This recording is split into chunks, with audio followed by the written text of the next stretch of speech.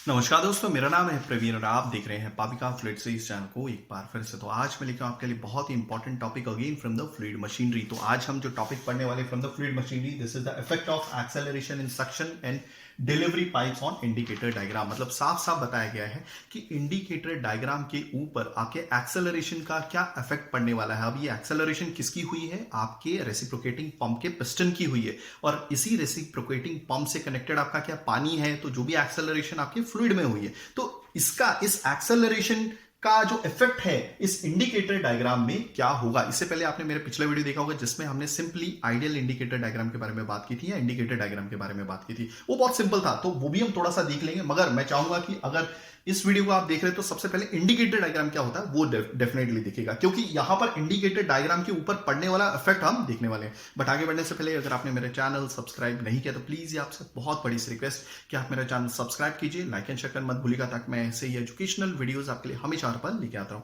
और इसी वीडियो के डिस्क्रिप्शन बॉक्स में अगर आप देखें तो आपको एक लिंक मिलेगा जहां से आप इसी चैप्टर यानी कि रेसिप्रोकेटिंग पंप के दूसरे भी वीडियोस देख सकते हैं। तो चलिए शॉर्ट में देख लेते हैं कि इंडिकेटर डायग्राम क्या होता है। देखिए इंडिकेटर डायग्राम क्या होता है, ये ग्राफ होता है किसके बीच में?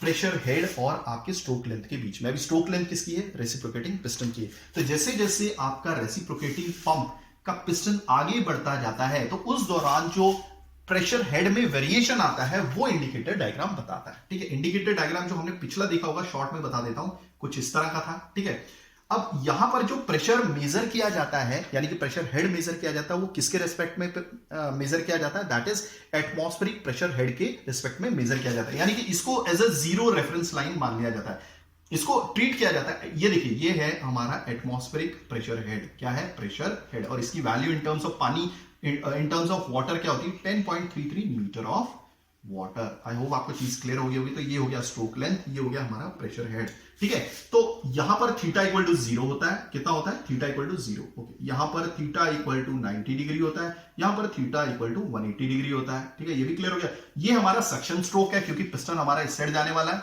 ये बना ही देता हूं। ठीक है, ये हो गई हमारी पाइप, ये हो गया हमारा सिलेंडर, ये हो गया हमारा रेसिप्रोकेटिंग पंप।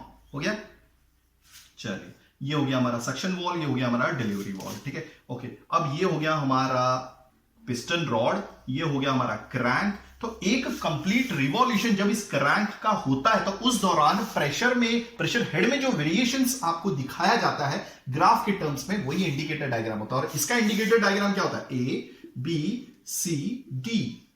ए यानी कि प्रेशर देखिए कैसे मूव हो रहा है।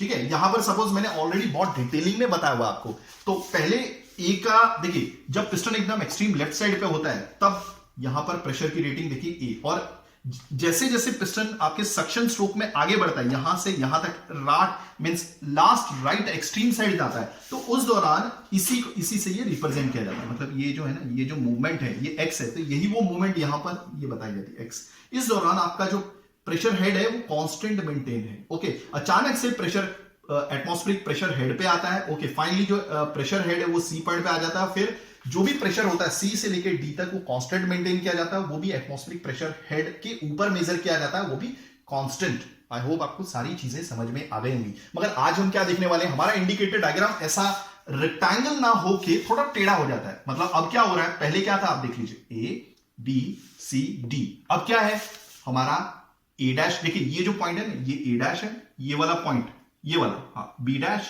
और ये वाला सी, ये हो गया हमारा डी। आप देख रहे हैं ये थोड़ा टेढ़ा हो गया। ठीक है, बाकी सारी चीजें वही हैं। अगर आपने पिछला मेरा वीडियो देखा होगा तो ये बहुत आसानी से समझ जाएगा। ये हो गया आपका सक्शन स्ट्रोक। ठीक है, क्लियर हो रहा है ये? ओके, पिस्टन पे काम करता हूं मैं, ब्लू कलर से बनाता हूं ताकि आपको थोड़ा समझ में भी आएगा। ये हो गया हमारा पिस्टन। ठीक है, ओके, हाँ, तो ये देखिए जब वो राइट साइड जाएगा तो सक्शन स्ट्रोक होगा, जब वो लेफ्ट साइड वापस आएगा तो वो होगा डिलीवरी स्ट्रोक। हो गया ये क्लियर? चलिए अब आप एक एक करके इस डायग्राम को समझ लेते हैं। देखिए ये हो गया हमारा स्ट्रोक लेंथ, जिस दौरान आपका ये पिस्टन लेफ्ट साइड से राइट साइड जाता है। ठीक है, जब एकदम एक्सट्रीम लेफ्ट साइड होगा तो थीटा इक्वल टू 0 होगा। ठीक है, जब वो सेंटर में पहुंचता है ये पिस्टन तब ये थीटा इक्वल टू 90 डिग्री होगा। जब थीटा इक्वल टू 180 डिग्री होगा तो ये एकदम राइट साइड पे पहुंच जाएगा और तब आपका सक्शन स्ट्रोक कंप्लीट हो जाएगा। क्लियर हो गया ये भी चीजें? ओके, इस दौरान क्या होता है, एक चीज बताना चाहता था। ये जो क्रैंक है देखिए ये रोटेट हो रहा है विद सम एंगुलर वेलोसिटी। ठीक है, आपने देखा होगा हमने मेरे पिछले जो वीडियोस होंगे उसमें मैंने क्या बोलते हैं pressure head just because of acceleration की वजह से हमने एक फॉर्मूला निकाला था। ओके, इसमें थीटा भी है, रेडियस भी है, एंगुलर वेलोसिटी है, एरिया ऑफ सिलेंडर है, हमारा एरिया ऑफ पिस्टन है, ठीक है, देन योर एलएस है, ये लेंथ है, this is acceleration due to gravity, ये हमने निकाला। तो आज हमारा इंडिकेटर डायग्राम चेंज होने वाला है। वही चीज है, इंडिकेटर डायग्राम कैसे रिप्रेजेंट किया जा रहा है, A dash, B dash, C dash, D dash. तो ये कैसे हुआ ये देख लेते हैं, ठीक है। अब देखिए ये जो एचएस है, एक एक करके मैं सारी चीजें बता देता हूं। ये स्ट्रोक लेंथ, ये प्रेशर हेड, ये हो गया हमारा एचएस, ये हो गया सक्शन हेड, ठीक है, सक्शन हेड। और याद रखिएगा ये जो सक्शन हेड मेजर किया जा रहा है, ये इस एटमॉस्फेरिक प्रेशर हेड के रेफरेंस में मेजर किया जाता है। इसको ट्रीट किया जाता है जीरो। वैसे एक्चुअली कभी भी उसकी वैल्यू जीरो नहीं होती जब आप रेफरेंस लाइन लेते हैं। देखिए प्रेशर मेजर करने के दो तरीके, दो स्केल है। आइदर आप एब्सोल्यूट स्केल यूज करो जो यहां से रेफरेंस ली जाती है, या फिर आप इसको ले लो एज ए रेफरेंस लाइन, तब आपको इसको जीरो ट्रीट करना पड़ेगा।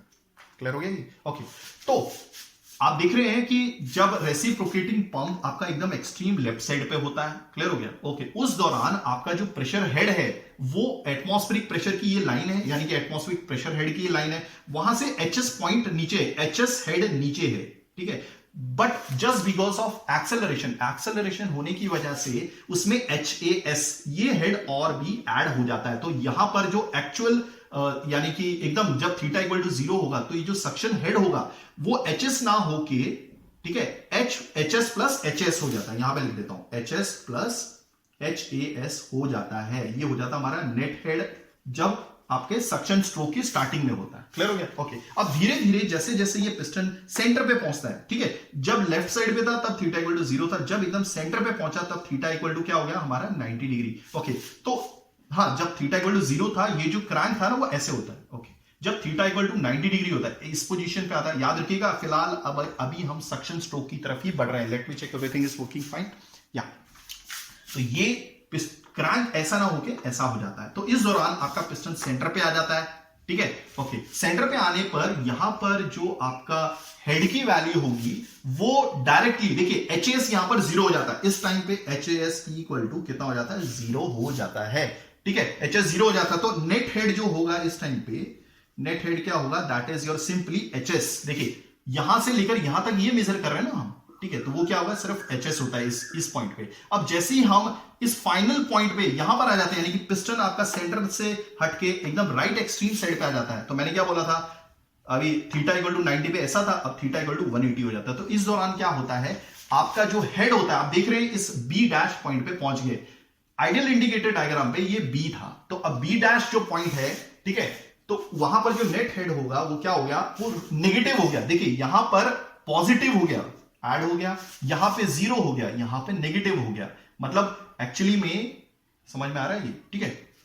तो यहां पर जो नेट हेड होगा that will be equal to what, this is हमें सिर्फ इतना ही चाहिए ना, यानी कि जब आपका जो पिस्टन है वो एकदम right side extreme of reciprocating pump के पहुंच जाता है, उस दौरान जो नेट हेड होगा वो सिर्फ इतना ही होगा, इस पॉइंट से लेकर यहां तक। तो कैसे निकालेंगे आप, पूरे में से इतना माइनस कर दो। इतना क्या है आपका एचएस है, जो ये है वही ये भी है, तो मैं यहां पे क्या कर दूंगा, यहां पे लिख देता हूं that is your HS minus HS. तो यहां पर इसलिए कई बुकों में लिखा हुआ है कि ये नेगेटिव हेड है। क्लियर हो गया?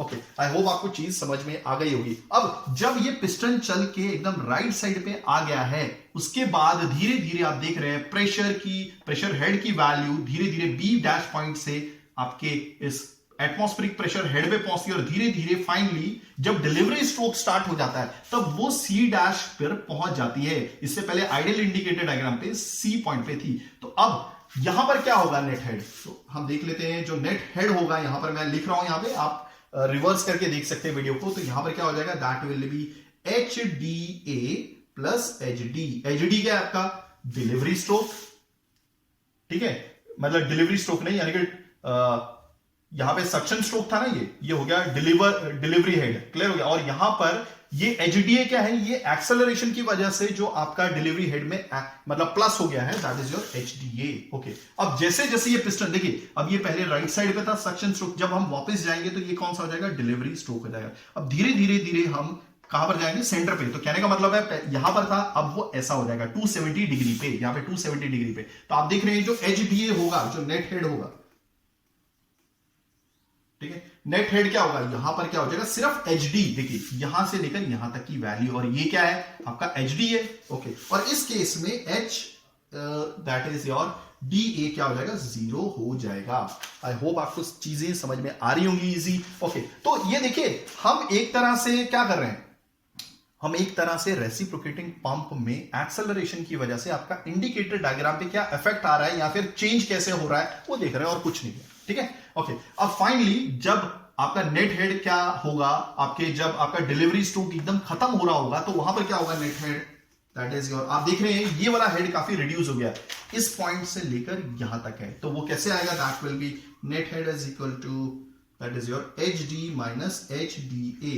पूरा था आपका क्या, that is your H D, तो एच डी में से ये माइनस कर दीजिए क्योंकि अभी इंडिकेटर डायग्राम डी ना होके डी डैश पे आ गया है, तो यही बचेगा। तो that is your what you have to do is from H D you have to subtract H D A, तो ये हमने माइनस कर दिया है। तो यहां पर जो आपका इंडिकेटर डायग्राम है वो क्या रिप्रेजेंट करता है, A dash, B dash, C dash and D dash. Okay, but ideal indicator diagram में क्या था आपका, ए बी सी डी।